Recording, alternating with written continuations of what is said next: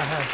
Thank you. It is a great privilege If you're a photographer to stand right in front of me, that'd be great. But great pleasure to share it with Larry. And it is a great privilege to receive it from Cynthia. I wouldn't be here today, and the Boy Scouts would not have taken the historic step towards equality that they took a little over a year ago if it were not for John Whitehead. John Whitehead loved the Boy Scouts, he loved this country, and he served them both throughout his life. This award and much of what we do is a tribute to John. He was somebody who recognized what the principles of the Boy Scouts and the principles of this country were about. He recognized, although he was a military officer, served his country, including on Omaha Beach, the morning of D-Day. He recognized that we are not a great country because we have a great military.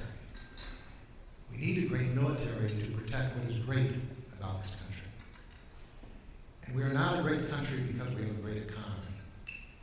Our great economy is a reflection of what makes this country great. What makes this country great are the principles that our founders established, articulated, didn't abide by, didn't follow, but articulated and set as a set of ideals for us to strive towards. Ideals of equality, ideals of liberty, ideals of the right of individuals, the rule of law. And those principles are the principles that have made this country and will continue to make this country great. It has exploded the entrepreneurial character. We accomplish so much, and we can accomplish so much because individuals are free to pursue their dreams, because individuals have had opportunity, regardless, increasingly, of gender, of race, religion, national origin, sexual orientation, to pursue their dreams, and by pursuing those dreams, contribute to the welfare of all of us. John understood that. And that's why John was so committed to breaking down barriers that separate us, breaking down the walls that disturb this country and disturb the concepts that our founders articulated for us. The wall that John wanted to break down was the wall that separated people, scouts, Eagle Scouts, of a different sexual orientation from serving scouting and from achieving their own dream. And with his help, with his leadership, that goal was achieved a year ago. We have accomplished many steps towards fulfilling the ideals of our founders over my lifetime. When my mother was born, women still couldn't vote. When I was born, in large parts of this country, laws prohibited people from going to the same school based on race, or drinking from the same water fountains, or riding the same parts of the bus. Women could vote, but married women in many states couldn't control their own property. Laws provided that men could rape their wives without any kind of sanction. You couldn't marry the person you loved if they happened to be of a different race or the same sex. We have eliminated those laws, and that is good, because that has taken us a long ways towards the goal of equality, liberty, opportunity that our founders articulated.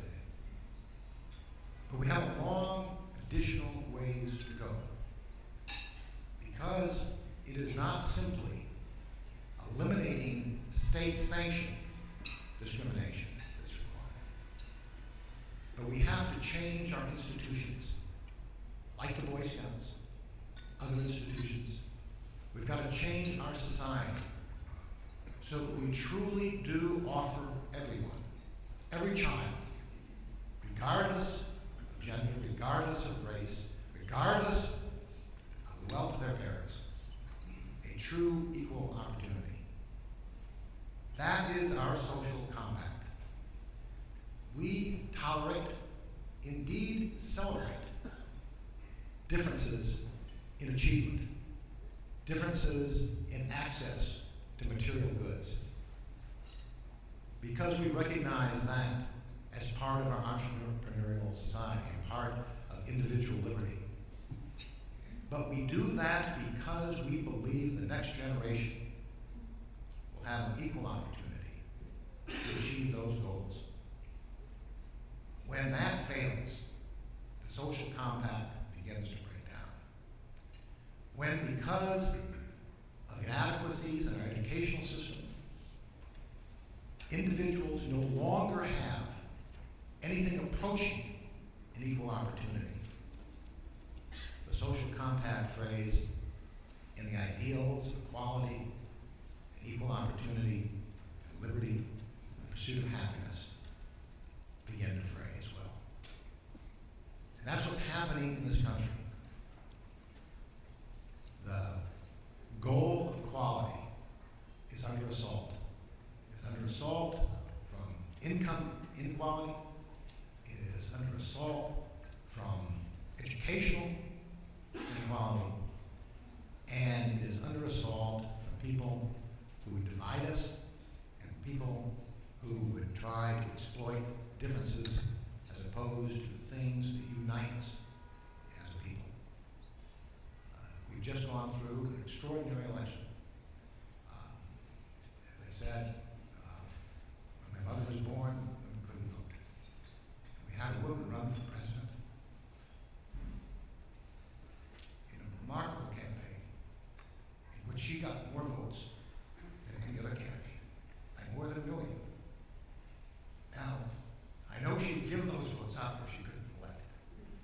I know that it was more important for her to win the Electoral College than to win the popular vote. But I think we shouldn't ever forget how important a step it was that the American people, the majority of the American people, a plurality by more than 1 million votes, chose a woman to be their leader. And that is a message that we need to take to all of our daughters and our granddaughters. We need to tell them that they have the opportunity to succeed, that they have the right to pursue their dream, and that maybe on the 100th anniversary of the 19th Amendment, we'll actually elect a woman president.